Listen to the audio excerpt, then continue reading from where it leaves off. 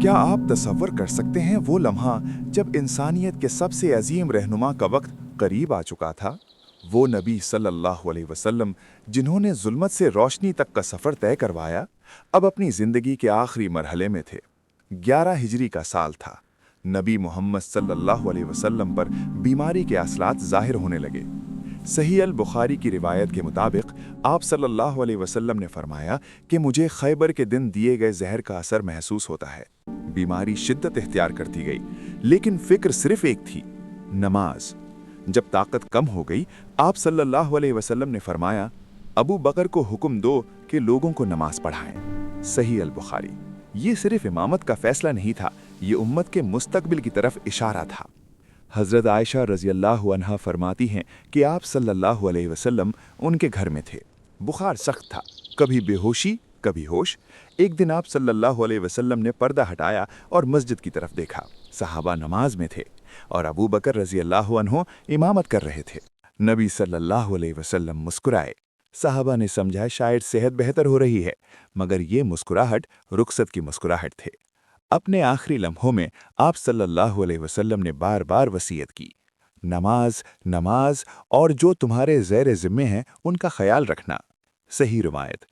پھر حضرت عائشہ رضی اللہ عنہا فرماتی ہیں، نبی صلی اللہ علیہ وسلم نے آسمان کی طرف نظر اٹھائی اور کہا، اللہم فی الرفیق الاعلی، یا اللہ مجھے رفیق اعلیٰ کے ساتھ ملا دے۔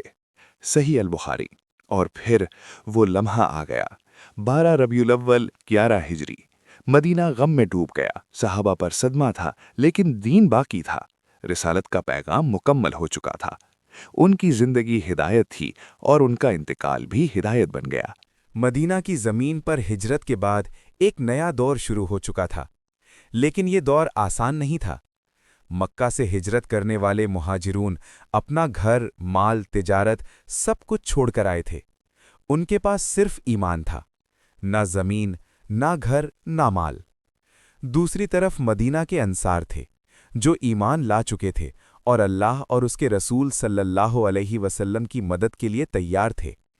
اسی موقع پر اللہ کے رسول صلی اللہ علیہ وسلم نے ایک عظیم قدم اٹھایا: مواخہ، یعنی بھائی چارہ قائم کرنا۔ صحیح روایات کے مطابق نبی صلی اللہ علیہ وسلم نے مہاجر اور انصاری کو جوڑ جوڑ کر بھائی بنا دیا۔ یہ صرف لفظوں کا رشتہ نہیں تھا، یہ حقیقی بھائی چارہ تھا، مدد، حفاظت اور تعاون پر مبنی۔ انصار نے اپنے گھر کھول دیے، اپنا مال تک بانٹنے کو تیار ہو گئے۔ قرآن نے ان کی تعریف میں فرمایا کہ وہ دوسروں کو اپنے اوپر ترجیح دیتے ہیں، چاہے خود کو ضرورت ہو۔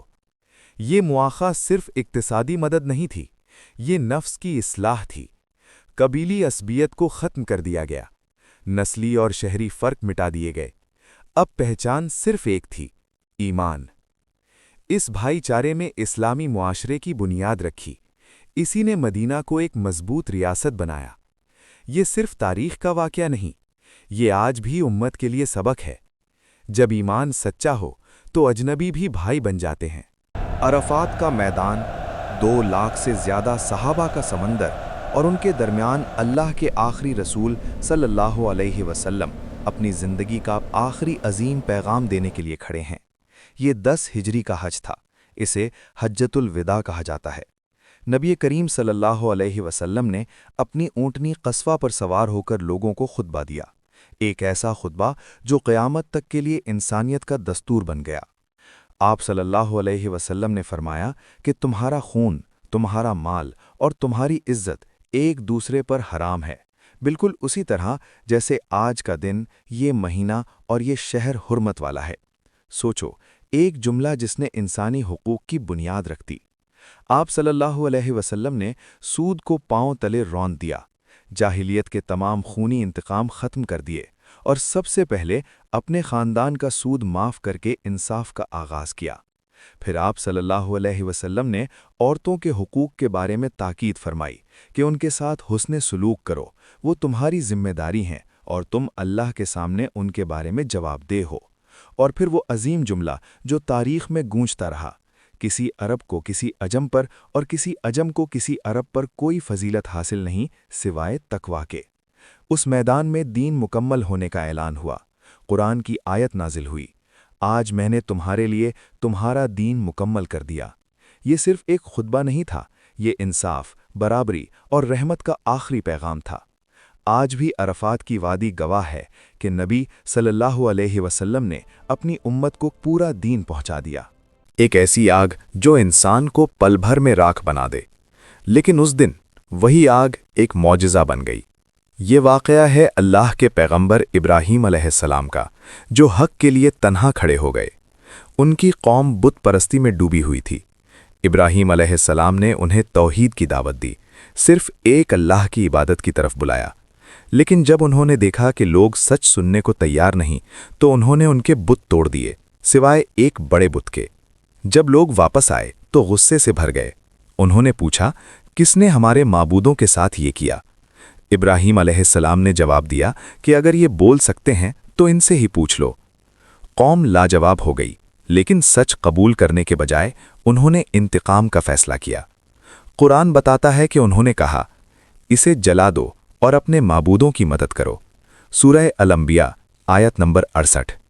انہوں نے ایک بہت بڑی آگ بھڑکائی، اتنی شدید کہ اس کے قریب جانا ممکن نہ تھا۔